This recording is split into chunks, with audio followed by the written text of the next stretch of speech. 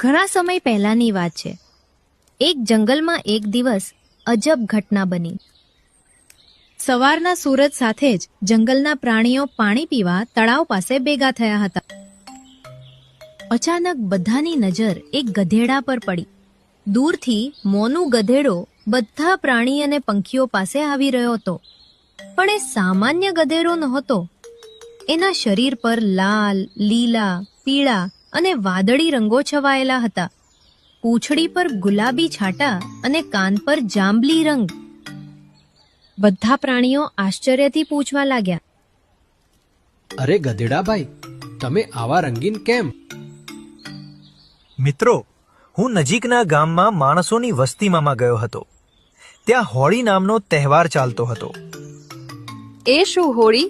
એમાં શું હોય ગધેડાભાઈ? અરે ચકલીબેન, બધા લોકો એકબીજા પર રંગ ઉડાડતા હતા, પિચકારીથી પાણી ઉડાડતા હતા, નાચતા